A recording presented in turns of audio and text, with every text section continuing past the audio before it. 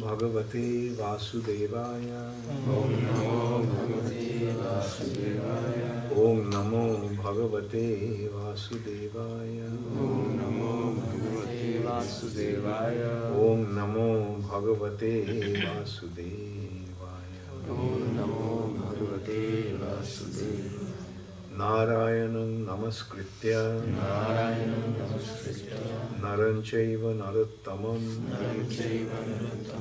Deving Saraswating Vyasam Tato Jayamudiraye Nashtaprayeshu Abhadreshu Nityam Bhagavata Sevaya Bhagavati Uttama Shloke Bhaktir Bhavati Naishtiki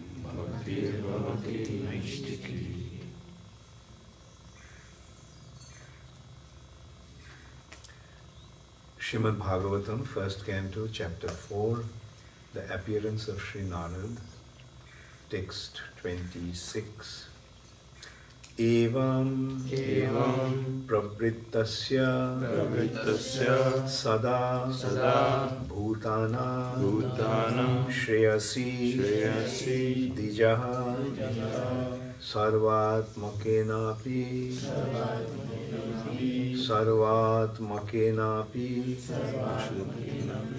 yada natushad dhridayam tataha evam prabhrittasya sada bhutanam shreyasi dvijaha sarvatmakenapi yada natushadhridayam tataha evam prabhrittasya sada bhutanam shreyasi dvijaha sarvatmakenapi yada natushadhridayam tataha evam prabhrittasya sada bhutanam shreyasi dijaha sarvatmakenapi yada natushadhridayam tataha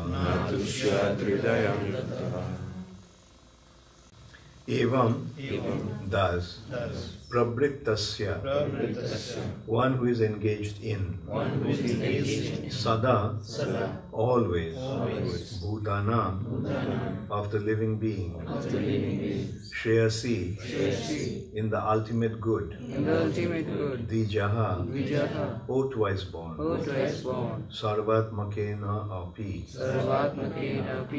by all means yada when na atushat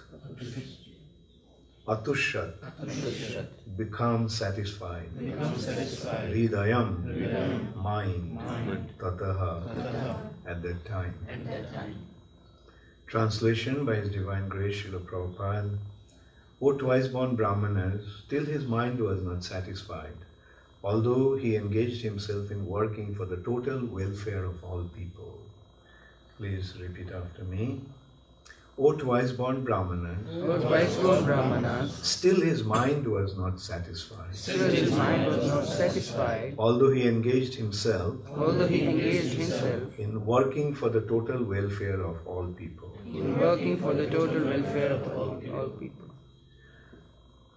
Purport by Srila Prabhupada. Sri Vasudev was not satisfied with himself, although he had prepared literatures of Vedic value for the all-around welfare of the general mass of people. It was expected that he would be satisfied. It was expected that he would be satisfied by all such activities, but ultimately he was not satisfied. So we go to the next verse then. So everybody knows the background, everybody remembers the background. Vasudev, seeing the condition that's going to happen in the age of Kali, he decided to simplify the Vedic wisdom. Because without the Vedic wisdom, there is no way to achieve the perfection of life. Materialistic knowledge cannot give us the ultimate benefit. Material knowledge can give some prosperity in this material world, but the ultimate benefit cannot be derived, because ultimate benefit is not material prosperity. The ultimate benefit is spiritual involvement. Unless and until we become involved spiritually, there is no possibility of achieving the ultimate benefit. Now, how can we get the spiritual knowledge here? The only means of receiving spiritual knowledge is the Vedas. And we have discussed it a few times before, that at the beginning of creation, Brahma was bewildered. The first person who appeared here, although he came directly from the Supreme Personality of Godhead, he didn't have the knowledge. That means he didn't have spiritual wisdom. So in the material nature, everyone is born in ignorance. In the material nature, what to speak of spiritual wisdom? In the material nature, when one comes, one cannot even understand who he is. So Brahma was in a dilemma inside that way, and at that time, the Supreme Personality of Godhead gave him the knowledge. And how did he give the knowledge? Did he come in front of Brahma and say, Brahma, Bhur Bhuvaswa Tat Savitur Varannam? Did he say that? Then what happened? From within his heart, he inspired him. So, but cultivating that knowledge, cultivating that process, Brahma received the knowledge, and that knowledge was seeing the Lord in the spiritual world. That's how Brahma received the knowledge, and this is how he actually brought the knowledge about the spiritual world down to this material nature. So now if we look at it, can there be any other possibility of receiving this knowledge apart from approaching the Vedas? Is it possible? No. So now Vasudev saw, without the Vedic knowledge, there is no possibility of achieving the perfection of their existence. But the human life comes with a wonderful opportunity. The human life comes with the opportunity to achieve perfection, achieve spiritual perfection. That's possible only in the human form of life. So when one gets the human form of life, what should one do? Achieve spiritual perfection. Now, if the Vedas are not available, how will one achieve spiritual perfection? If the Vedic wisdom is not available, how one will achieve spiritual perfection? Now, the Vedic knowledge is very, very vast and very complex. And in order to understand something very complex, one needs some qualification. One has to be extremely intelligent, right? One has to be extremely dedicated. One must be very, very diligent. And it may take a long time to study. Now, do the people of the age of Kali do have these faculties? No. Their memory is very weak. Their intelligence is practically non-existent. And their lifespan is very short. And they all are extremely lazy. So, and unless and until one has the total understanding of the Vedas, one cannot actually understand the real purpose of the Vedas. Sometimes we discuss that. What is the meaning of the total understanding of the Vedas? The Vedas first giving the Karma Kanda section. That is how to enjoy this material nature. Then the Vedas are giving the Jnana Kanda. And then after achieving the ultimate perfection of the level, in the level of Jnana Kanda, that means Yoga Siddhi, Samadhi, one comes to the ultimate goal, that is surrender to the Lord and be engaged in devotional service. So gradually one has to go to the ultimate platform. Just like can anybody be elevated to the master's degree in straight away? He has to go step by step. Primary school, secondary school, high school, college, university, right? So one has to be gradually elevated to understand the topic properly. So Vasudev thought of simplifying the process so that people can understand the ultimate goal of life. So Vasudev had done everything. He gave the goal of Karma Kanda section, Jnana Kanda section, and he also gave the ultimate consideration, Vedanta Sutra. But Vedanta Sutra, the ultimate purpose of the Vedas had been, what is the ultimate purpose of the Vedas? To know Krishna and become engaged in devotional service. Vedanta Sutra is giving that in the form of sutra. Sutra means aphorisms, concise formula, simplified and concise. Like for example, when you study science, you see that water is defined as H2O. Sugar is defined as H6O12. Yeah, and O6 and H12.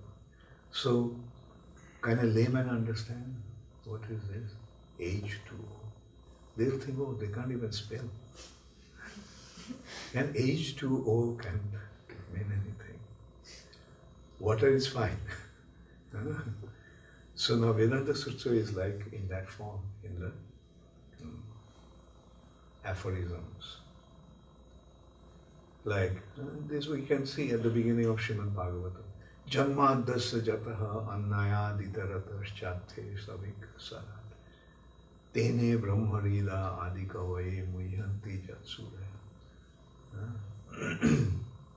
This one verse is giving all the understanding. Janma adi asya, birth and everything, etc. Who is the cause? Who is the source? The Supreme Personality of Godhead. And He created this material nature with three elements. Teja, Bari, Mrita. Teja means fire, Bari means water, Mrita means earth. So all that we are seeing is a combination of these three things. Just as three colors. Originally there are three simple colors. What are those three colors? Red, blue, yellow. Red, blue and yellow. And with this mixing these three colors, one paints a picture. But actually it's a combination of just three colors. So similarly, material creation is a combination of Teja, Bari, Mrida. Teja, Bari, Mridam. But it bewilders even the demigods. Muhyanti Jatsuraya.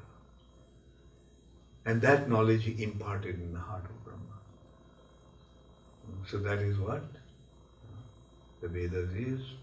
And so we can see, like, if you just read that aphorism, Athato Brahma Jigyasa. Now the question about the spiritual inquiry. So it's given in the form of aphorism, Vedanta Sutra, but generally people don't understand that. Vasudev had done everything. He gave everything to, and in a simplified way. And then he gave Mahabharata for those who are not very intelligent, in the form of stories, history, not story. He narrated the history. And in this history he gave Bhagavad Gita, just for common people. So this is how Vasudev did his job. And not only that, he gave different branches of knowledge to his different disciples. But still he was discontent. So after that we will see how Narad Muni came and told Vasudev the cause of his dissatisfaction. Why?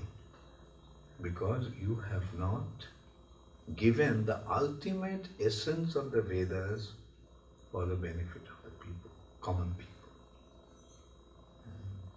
And that is how Vasudev was inspired to elaborate, explain, give his commentary on Vedanta Sutra. And that is Srimad Bhagavatam. Arthvayam Brahma Sutrana. Artha means the meaning, explanation of Brahma Sutrana. Brahma Sutra or Vedanta Sutra. Srimad Bhagavatam is the meaning of Vedanta Sutra. Bharatartha Vinirnayam. And it is giving the indication what is the purpose, what is the objective of Srimad Bhagavatam, of Mahabharata. Bharatartha Vinirnayam. So in this way you can see that Srimad Bhagavatam is the ultimate culmination of the entire Vedas. So this is how it is being explained. Okay, since these are next few verses, we can discuss also. The next verse is saying, thus the sage, being dissatisfied at heart, at once began to reflect,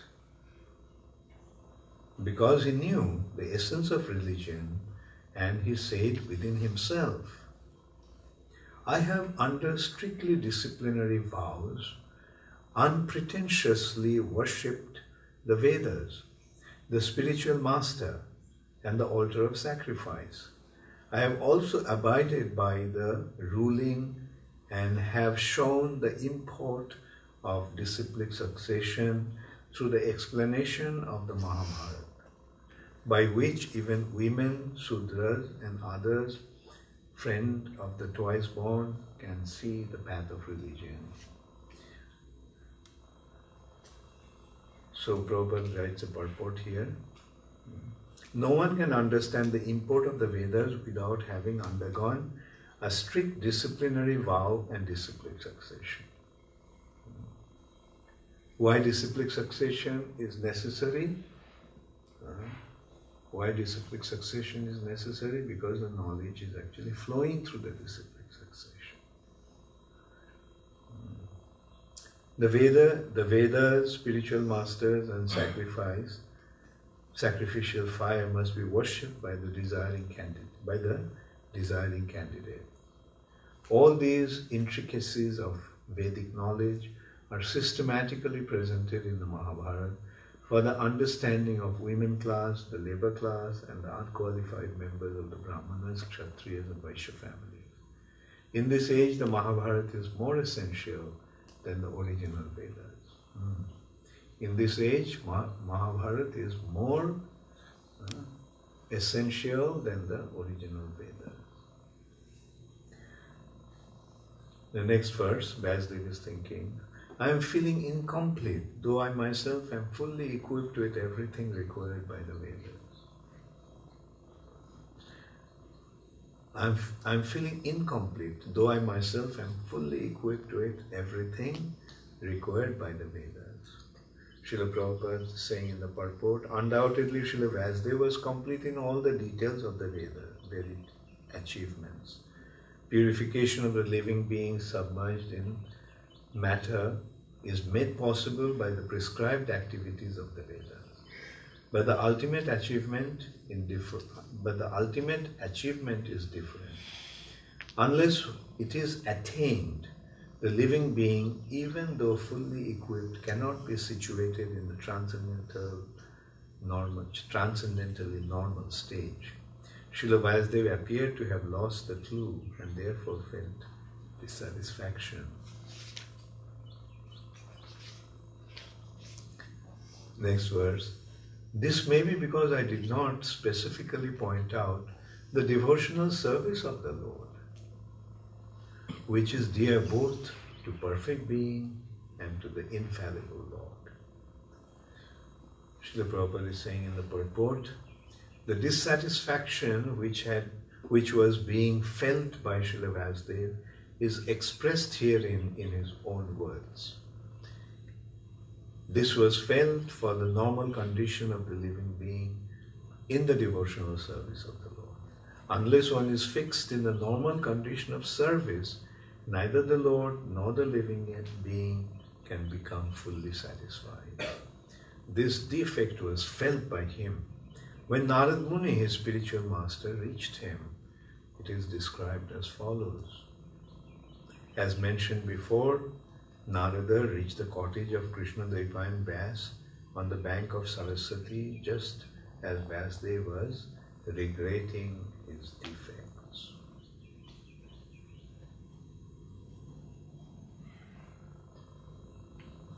At the auspicious arrival of Narada, Sri Vasudev got up respectfully and worshipped him, giving him veneration equal to that given to Brahmaji, the Creator.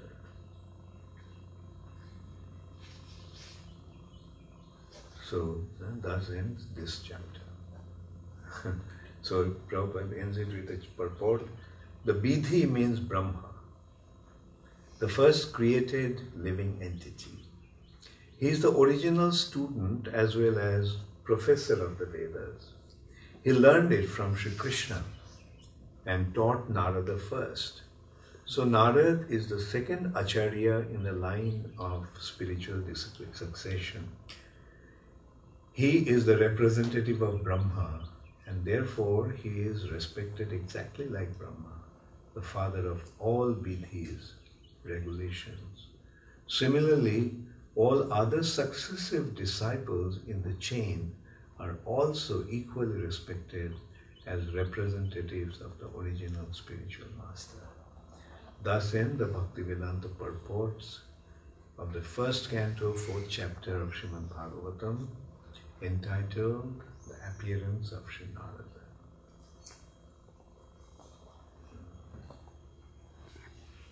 So, in this way, Srimad Bhagavatam is giving us the perfect knowledge to achieve the ultimate goal of life. What is the ultimate goal of life? The ultimate goal of life is to become engaged in devotional service. And this ultimate goal of life can be achieved only through the proper guidance in the line of Narada.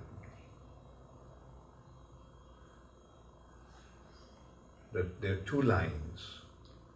One line is towards the material nature, and the other line is the spiritual nature.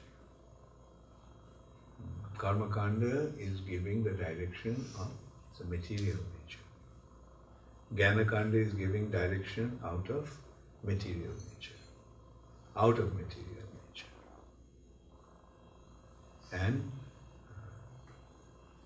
Vedanta, and ending in Srimad Bhagavatam, is giving the direction of when we become liberated, what do we do? When you become liberated, what will you do? Does it mean that when one becomes liberated, he stops doing anything and everything? Even at a liberated stage, we have to do something. And what is the liberated activity? The liberated activity is devotional service to the Supreme Personality of Godhead. Is it difficult to understand? So, there are two ways. Living entities are active. Nahi kaschit ksanamopi jatu tishtati akarmakrit. Akarmakrit. Without being active, a living entity cannot stay even for a moment. Nahi kaschit ksanamopi. Kshana means a fraction of a moment. One cannot stay without acting even for a fraction of a moment. We have to be active all the time. So inactivity is not possible. When I say, well, when I fall asleep, I am inactive. Okay, your gross body is inactive, but your subtle body is active. And even if you think the gross body is inactive, just consider how many activities are going on in the gross body. You are sleeping, but the body is digesting food. You are sleeping, but lungs are breathing. You are sleeping, but the heart is pumping blood. You are sleeping, although the body is not functioning apparently, but still kidney is filtering the blood. So this is how all the activities are going on in the body. Can we stay without acting even for a moment? No. Even in this material platform, we cannot stay without acting. So what to speak of the spiritual platform? In the spiritual platform, our consciousness remains always active. So this is how one becomes situated in the spiritual world. You have to act. But in what is the spiritual activity? To serve Krishna. Here we are serving our senses, there we serve Krishna's senses. Here we try to serve our senses. And what is the result? What is the outcome? The more we try to gratify our senses or serve our senses, the more we suffer.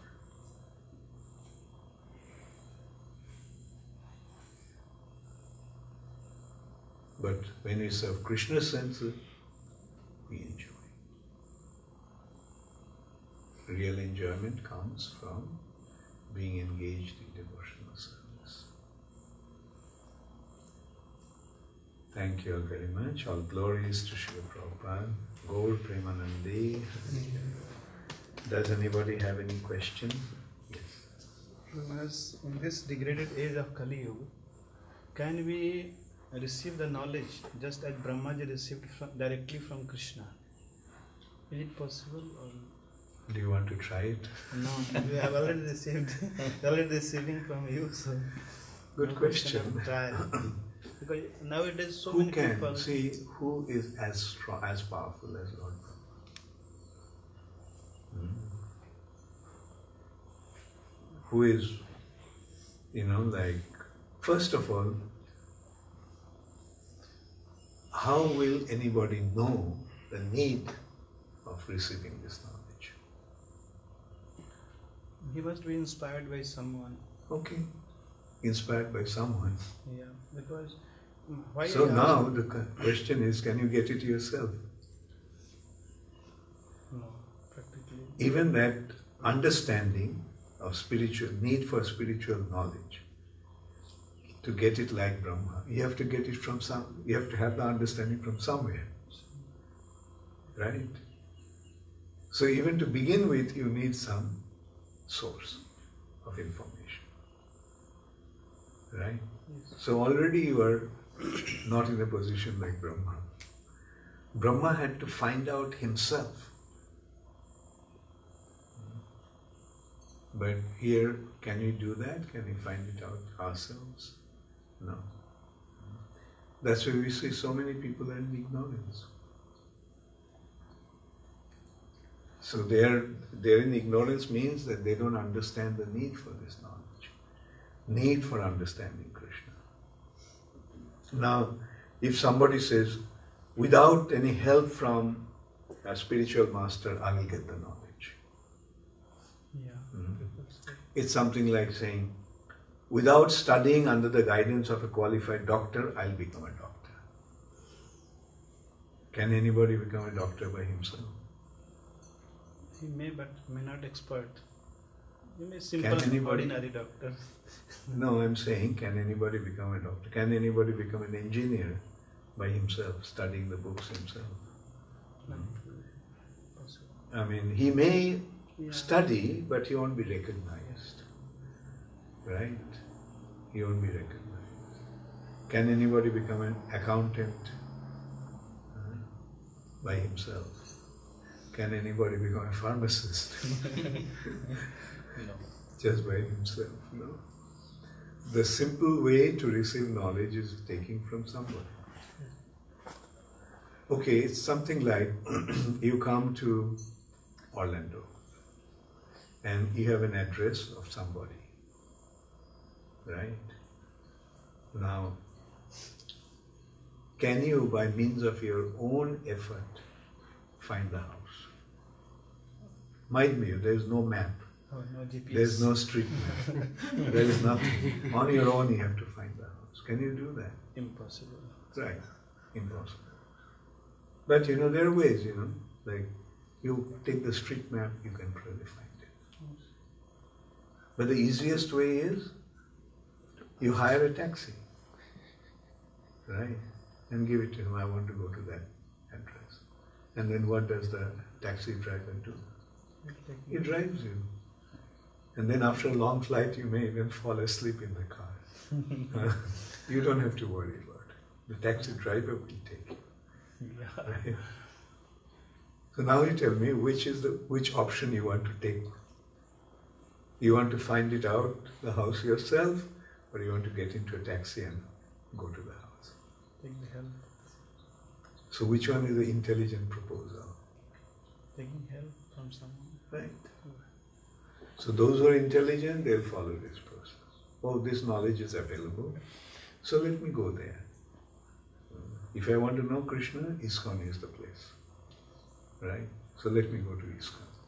And once you come to ISKCON, what happens? Does it become very difficult to receive the knowledge? Very easy. Right. Provided if we are open to receive. Not only open, provided you are intelligent.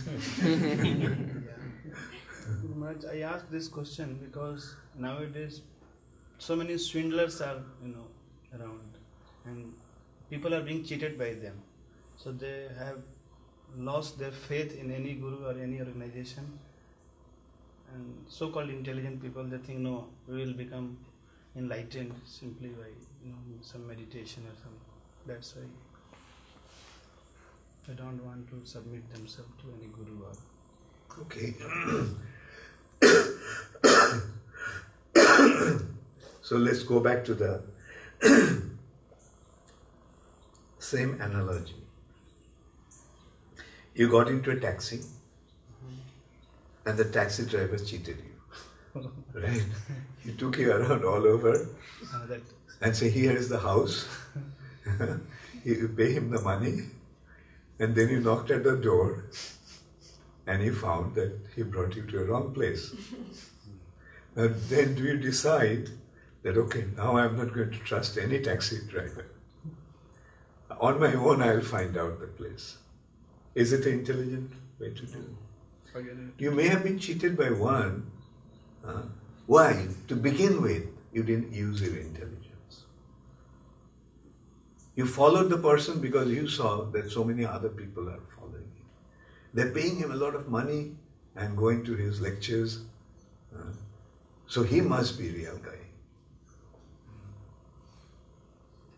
But the thing is, okay, you may have been cheated once, but to give up, is it intelligent? No. The intelligent thing is to find out the person you're approaching, you have to see whether he is going to deliver the right thing. When you go to the marketplace to buy butter, and if somebody gives you a bunch of soya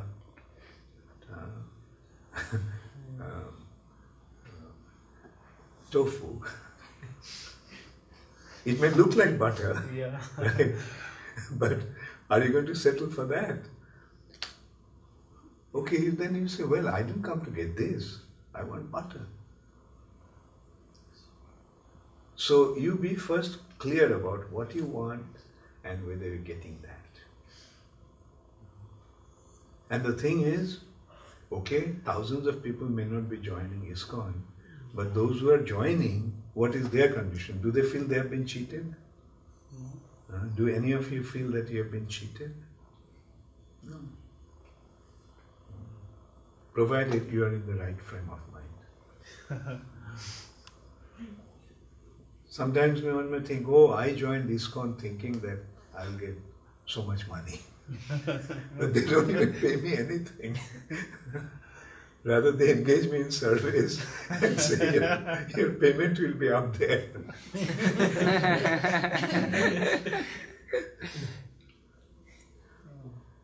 So, we have to understand what we actually came here for. Did you come here for material gain, or did you come here for spiritual prosperity? Thanks. What is the qualification for studying Srimad Bhagavatam? Because you explained that first karma kanda, then gyan kanda, and then the ultimate culmination is... The first qualification is faith. Ado Shraddha. You have to accept that this process is the real one. And then you follow that. Before that, you can check it. As I said, use your intelligence and see if this is giving the right information. And the best way to see is by seeing those who are engaged in this process, how they are doing.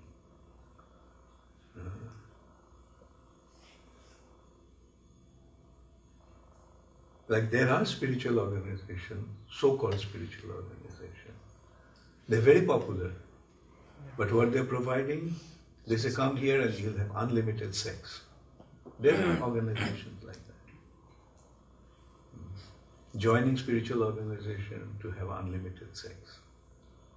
Or become an expert in sex life. That's the grossest material activity. Why should one go to spiritual institution for that kind of things? Or some institutions say, if you we'll teach you how to become very successful in making money. Is that the goal of life? Is the goal of life dhanam, janam, sundarim? No. Rather the spiritual path is na dhanam, na janam, na sundarim. Don't join a spiritual organization for the sake of material gain like this. Getting money, getting position, getting association of beautiful women. No. Na dhanam, na janam, na sundarim.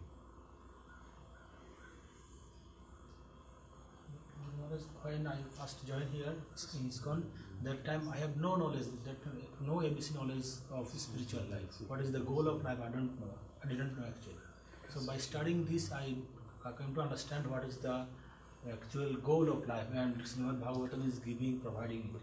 But if you are not studying these books, then how they can understand what is the ultimate goal of Okay, why did you come to ISKCON then?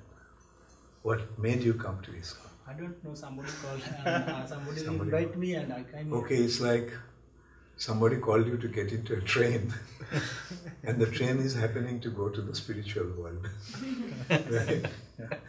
So it's a good fortune that you just got into a train without knowing where you are going to go. And the train is taking you to the spiritual world. And when you are in the train, then, like, do what you are expected to do. Like, what's the first thing to do? Don't jump out of the train. Right?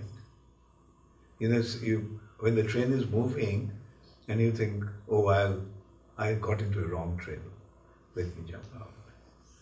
Even if the train stops at some station, don't get out of the train. If you get out of the train, then get back before it starts moving again. Like we do, sometimes we go to a station, we get out, but as soon as the whistle blows, you run into the train again. Now I am convinced 100% that we are in the right process and this is the best process. But for outside people who have not this knowledge and who understand the ultimate goal is to dhanam, janam, then what will be there? You tell him dhanam, janam, sundari, suffer, suffer, suffer.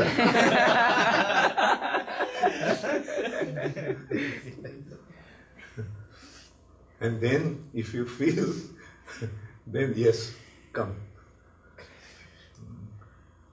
This is the place where you'll get what you actually need.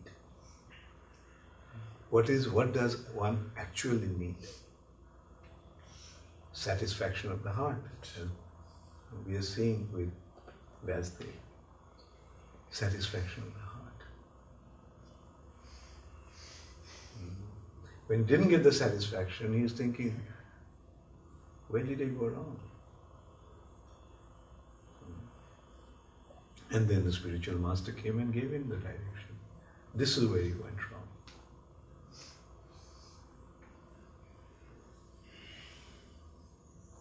Any other question?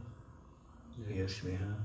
When you mentioned that Lord Brahma received knowledge directly from Krishna, so is he still in a bewildering condition or he qualifies as a pure devotee? When one has the knowledge, then he becomes a pure devotee. When one receives the knowledge and becomes engaged in that understanding, that is when one becomes engaged in the service of the Lord, yes, he becomes a pure devotee. Then why does he has to come down? Who? Oh, okay. No, I didn't get your question. Brahma, yeah. Like the point here is, when he came, he was not a pure devotee. But after receiving the knowledge and by being engaged in service of Krishna, he became a pure devotee. At the beginning, we may not be pure devotees, but by being engaged in the process, one becomes a pure devotee.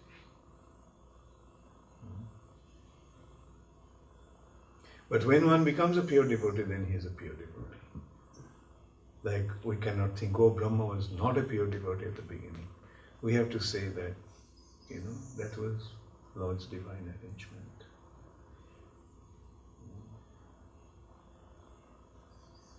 Yes. Kumach, there is a question from Jayati Radha on Facebook. When a person dies, he is given a yatna body for suffering his bad karma. Does the What body? Yatana, Jatana. Okay. Her question is, does the super soul join us there also? As The super soul always carries, super soul always accompanies the spirit soul. And this jatana body is a subtle body. Through jatana means suffering. Due to sinful activities, one undergoes suffering in the subtle body after death.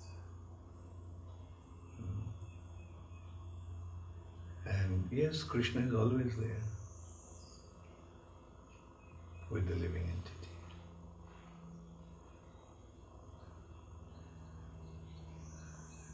Any other question?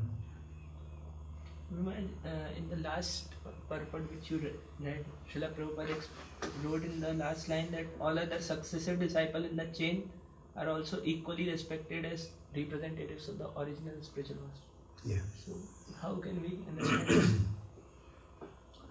The point is, because you're receiving the knowledge, you're feeling grateful to him.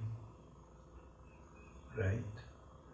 The first person got the knowledge and the way he is respected. Point is that one should respect his spiritual master completely. What to speak of respecting like Lord Brahma, who is the original receiver of the knowledge. The scriptures are saying that the spiritual master should be worshipped as good as Krishna. Shakshad Harittena Shamasta Shastre. Acharya Mang Vijaniyat. Recognize the Acharya, the spiritual master, as non-different from me. So that's up. Now it's up to the individual to what extent he can worship.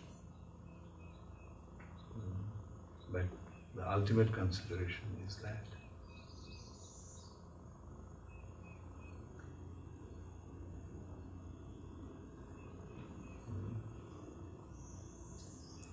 Okay, thank you all very much. All glories to Srila Prabhupada. Gaur Premanande Hari Om.